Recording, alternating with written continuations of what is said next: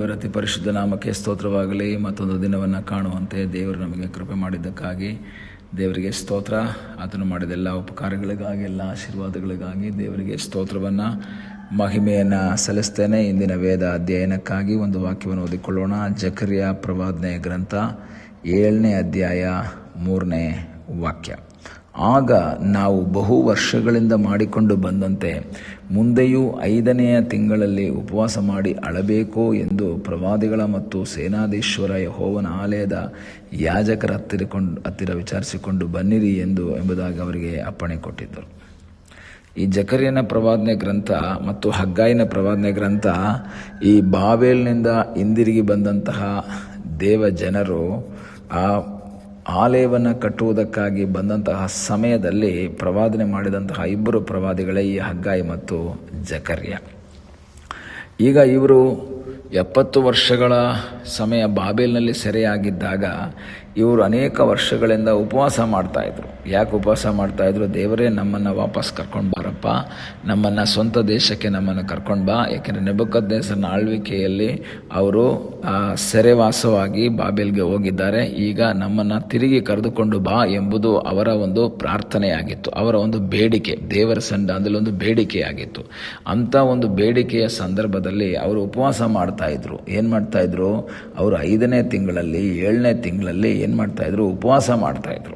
ಉಪವಾಸ ಮಾಡಿಕೊಂಡು ನಾವು ನೋಡಬೇಕಾದ್ರೆ 5ನೇ ವಾಕ್ಯದಲ್ಲಿ ಓದ್ತೀವಿ, ನೀನು ಯಾಜಕರಿಗೂ ದೇಶದ ಸಕಲ ಜನರು ಹೀಗೆ ನೋಡಿ, ನೀವು ಈ 70 ವರ್ಷಗಳಿಂದಲೂ 5ನೇ ಮತ್ತು 7ನೇ ತಿಂಗಳು ಉಪವಾಸ ಮಾಡಿ ಗೋಳಾಡ್ತಾಯಿದ್ರು.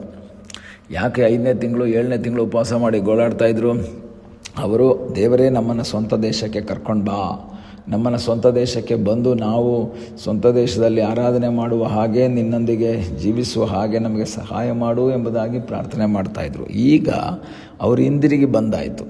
ಹಿಂದಿರುಗಿ ಬಂದು ಅವರು ಇಲ್ಲಿ ಆಲಯವನ್ನು ಕಟ್ಟೋದಾಗಿರ್ಬೋದು, ತಮ್ಮ ಮನೆಗಳನ್ನು ಕಟ್ಕೊಳ್ಳೋದು, ಒಂದು ರೀತಿಯಲ್ಲಿ ಈ ಒಂದು ಸ್ವಂತ ದೇಶದಲ್ಲಿ ಸೆಟ್ಲ್ ಆಗಿದ್ದಾರೆ. ಸೆಟ್ಲ್ ಆದಾಗ ಈಗ 5ನೇ ತಿಂಗಳು ಬರ್ತಾ ಇದೆ. ಬಂದಾಗ ಇವರಿಗೊಂದು ಕನ್ಫ್ಯೂಷನ್. ಈಗ ಉಪವಾಸ ಮಾಡಬೇಕಾ ಬೇಡವಾ, ಪ್ರಾರ್ಥನೆ ಮಾಡಬೇಕಾ ಬೇಡವಾ? ಯಾಕೆ? ಆಲ್ರೆಡಿ ಅವರ ಪ್ರಾರ್ಥನೆಗೆ ಉತ್ತರ ಸಿಕ್ಕಿದೆ. ಉಪವಾಸ ಮಾಡಿದ್ಯಾಕೆ?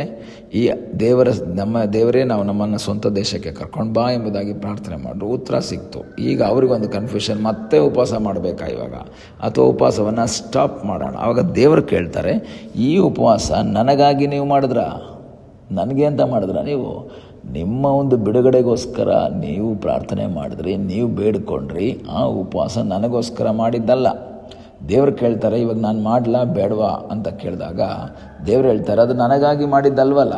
ನೀವು ತಿಂದರೂ ಓಕೆ, ತಿಂದೇ ಇದ್ರೂ ಓಕೆ, ಎಲ್ಲವೂ ಏನೋ ನಿಮ್ಮದೇ. 6ನೇ ವಾಕ್ಯ ಹೇಳ್ತೀನಿ, ನೀವು ಭೋಜನ ಮಾಡುವಾಗಲೂ ಪಾನ ಮಾಡುವಾಗಲೂ ಆ ಭೋಜನ ಪಾನಗಳು ನಿಮ್ಮವೇ ಆಗಿವೆ ಅಲ್ಲ. ಅದರ ಅರ್ಥ ಏನು? ಉಪವಾಸ ಇವಾಗ ಮಾಡಬೇಕಾ ಬೇಡವಾ ಅನ್ನೋ ರೀತಿಯಲ್ಲಿ ಒಂದು ಪ್ರಶ್ನೆ ಕೇಳ್ತಾ ಇದ್ದಾರೆ. ಕಾರಣ ಸಮಸ್ಯೆ ಬಗೆಹರಿದ ನಂತರ ಉಪವಾಸವನ್ನು ನಿಲ್ಲಿಸ್ಬಿಡೋಣ ಎಂಬುದು ಇವರ ಯೋಚನೆ. ಈಗ ಅವ್ರು ಕೇಳ್ತಾ ಇದ್ದಾರೆ, ನಾವು ಮಾಡಬೇಕಾ ಬೇಡವಾ? ಪ್ರಿಯ ದೇವರ ಮಕ್ಕಳೇ, ಎಷ್ಟೋ ಸಂದರ್ಭದಲ್ಲಿ ನಾವು ಸಹ ಇದೇ ರೀತಿಯಲ್ಲಿ ಉಪವಾಸ ಮಾಡ್ತೀವಿ. ಸಮಸ್ಯೆ ಬಂದಾಗ ಪ್ರಾರ್ಥನೆ ಮಾಡ್ತೀವಿ.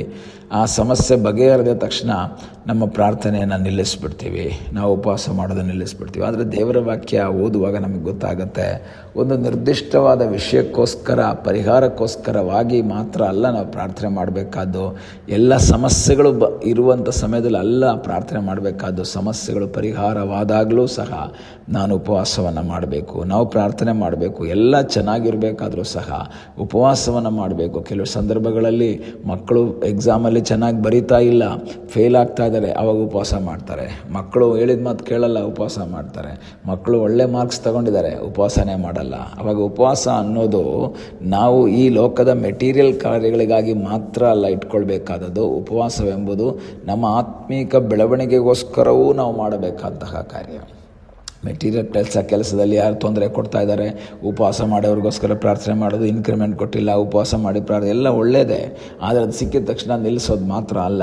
ಯಾವ ಸಮಸ್ಯೆನೂ ಇಲ್ಲ ಅಂದರೂ ಸಹ ಉಪವಾಸದೊಂದಿಗೆ ದೇವರೇ ನಾನು ಆತ್ಮಿಕವಾಗಿ ಬಲಶಾಲಿ ಆಗಬೇಕು, ಇನ್ನೂ ಹೆಚ್ಚು ಬಲವುಳ್ಳವನಾಗಬೇಕು ಎಂಬ ಉದ್ದೇಶದೊಂದಿಗೆ, ಆಸಕ್ತಿಯೊಂದಿಗೆ ದೇವರ ಸನ್ನಿಧಾನದಲ್ಲಿ ಉಪವಾಸ ಮಾಡಿ ಪ್ರಾರ್ಥನೆ ಮಾಡಿ ಅಳುವಾಗ ನಮ್ಮ ಆತ್ಮಿಕ ಜೀವಿತವನ್ನು ಸಹ ಬದಲಾಯಿಸುವ ಒಬ್ಬ ಸರ್ವಶಕ್ತನಾದ ಒಬ್ಬ ದೇವರಿದ್ದಾನೆ. ಈ ದಿವಸ ದಿವಸಗಳಲ್ಲಿ ಈ ಥರ ಕಾರ್ಯಗಳನ್ನು ಹೊಂದಿಕೊಳ್ಳುವುದಕ್ಕಾಗಿ ಮಾತ್ರ ಅಲ್ಲ, ನಮ್ಮ ಜೀವಿತದಲ್ಲಿ ಲಾಭಕ್ಕೋಸ್ಕರ ಅಲ್ಲ ನಾನು ಉಪವಾಸ ಮಾಡಬೇಕಾದದ್ದು. ನನ್ನ ಜೀವಿತದಲ್ಲಿ ಎಲ್ಲವನ್ನು ಕಳೆದುಕೊಂಡಿದ್ದಾಗಲೂ ಸಹ ನಾನು ಉಪವಾಸ ಮಾಡ್ತೀನಿ, ಎಲ್ಲವನ್ನು ಹೊಂದಿಕೊಂಡಾಗಲೂ ಸಹ ಉಪವಾಸ ಮಾಡ್ತೀನಿ. ಆ ಒಂದು ತೀರ್ಮಾನ ನಮ್ಮ ಜೀವಿತದಲ್ಲಿ ಉಂಟಾಗಬೇಕು. ಈಗ ಇವರು ಕೇಳ್ತಾರೆ, ನಮ್ಮ ಸಮಸ್ಯೆಗೆ ಪರಿಹಾರ ಆಗಿದ್ದರಿಂದ ಮತ್ತೆ ನಾವು ಉಪವಾಸ ಮಾಡಬೇಕಾ, ಸ್ಟಾಪ್ ಮಾಡಿಬಿಡೋಣ, let us stop the fasting prayer ಅಂತ ಹೇಳ್ತಾರೆ. ಇಲ್ಲ, ನಮ್ಮ ಜೀವಿತದಲ್ಲಿ ಆತ್ಮಿಕವಾಗಿ ಬಲಶಾಲಿ ಆಗುವುದಕ್ಕಾಗಿ ಉಪವಾಸದೊಂದಿಗೆ ದೇವರ ಸನ್ನಿಧಾನದಲ್ಲಿ ಪ್ರಾರ್ಥನೆ ಮಾಡುವುದಕ್ಕೆ ನಾವು ತಯಾರಾಗುವುದಾದರೆ ನಮ್ಮನ್ನು ಬಲಪಡಿಸುವ, ನಮ್ಮನ್ನು ಶಕ್ತಿಗೊಳಿಸುವ, ನಮ್ಮನ್ನು ಧೈರ್ಯಗೊಳಿಸುವ ಸರ್ವಶಕ್ತನಾದ ಒಬ್ಬ ದೇವರು ನಮಗಾಗಿ ಜೀವಿಸ್ತಾ ಇದ್ದಾನೆ. ಈ ದಿವಸಗಳಲ್ಲಿ ಕರ್ತನಿಗೆ ಹೇಳೋಣ, ಕರ್ತನೆ ಎಲ್ಲ ಸಂದರ್ಭಗಳಲ್ಲಿ ಎಲ್ಲವೂ ಅನುಕೂಲವಾಗಿರುವಾಗಲೂ ಸಹ ಉಪವಾಸ ಮಾಡಿ ನಿನ್ನ ಸಲ್ಲಿ ಪ್ರಾರ್ಥನೆ ಮಾಡಿ ಆತ್ಮೀಕ ಬಲವನ್ನು ಹೊಂದಿಕೊಳ್ಳುವಂತೆ ಕರ್ತನೆ ಕೃಪೆ ಮಾಡು ಎಂಬುದಾಗಿ ದೇವರ ಸನ್ನಿಧಾನದಲ್ಲಿ ನಾವು ಪ್ರಾರ್ಥಿಸೋಣ. ನಮ್ಮನ್ನು ಬಹಳವಾಗಿ ಪ್ರೀತಿ ಮಾಡುವ ಪರಲೋಕದ ತಂದೆಯಾದ ದೇವರೇ, ಈ ಸಮಯಕ್ಕಾಗಿ ಸ್ತೋತ್ರ. ಈ ಸಮಯದಲ್ಲಿ ಮತ್ತೊಂದು ಆವರ್ತಿ ನಿನ್ನ ಸನ್ನಿಧಾನದಲ್ಲಿ ನಾವು ಬಂದಿದ್ದೇವೆ. ತಲೆಬಾಗಿರುವಂಥ ಪ್ರತಿಯೊಬ್ಬೊಬ್ಬರನ್ನ ಆಶೀರ್ವಾದ ಮಾಡು. ಇದುವರೆಗೂ ನಿನ್ನ ಕೃಪೆ, ಆಶೀರ್ವಾದ, ಸಾನ್ನಿಧ್ಯ ನಮ್ಮ ಸಂಗಡ ಇದ್ದದಕ್ಕಾಗಿ ಸ್ತೋತ್ರ. ನೀನು ಮಾಡಿದೆಲ್ಲ ಉಪಕಾರಗಳಿಗಾಗಿ ಸ್ತೋತ್ರ. ಎಲ್ಲ ಆಶೀರ್ವಾದಗಳಿಗಾಗಿ ನಾವು ನಿನಗೆ ಸ್ತೋತ್ರವನ್ನು ಸಲ್ಲಿಸ್ತೇವೆ. ಅಪ್ಪ, ಈ ದಿವಸಗಳಲ್ಲಿ ಉಪವಾಸ ಮಾಡಿ ಗೋಳಾಡಿ ನಿನ್ನಿಂದ ಆ ಸಮಸ್ಯೆಗಳಿಗೆ ಪರಿಹಾರ ಹೊಂದಿಕೊಂಡಂತಹ ನಾವು ಸಮಸ್ಯೆ ಇಲ್ಲದೆ ಇರುವಾಗಲೂ ಉಪವಾಸ ಮಾಡಿ ದೇವರೇ ಆತ್ಮೀಕ ಬಲಕ್ಕಾಗಿ ನಿನ್ನ ಸಲ ಬೇಡುವಂತೆ ಕರ್ತನೆ ನೀನು ನಮಗೆ ಕೃಪೆ ಮಾಡೆಂಬುದಾಗಿ ನಾವು ಪ್ರಾರ್ಥಿಸ್ತೇವೆ. ಪ್ರಾರ್ಥನೆಯನ್ನು ಕೇಳಿದ್ದಕ್ಕಾಗಿ ನಿನಗೆ ಸ್ತೋತ್ರ. ಯೇಸುವಿನ ಮುದ್ದಾದ ಹೆಸರಿನಲ್ಲಿ ಬೇಡಿಕೊಳ್ಳುತ್ತೇವೆ ನಮ್ಮ ಪ್ರೀತಿಯ ತಂದೆಯೇ, ಆಮೇನ್. God bless you.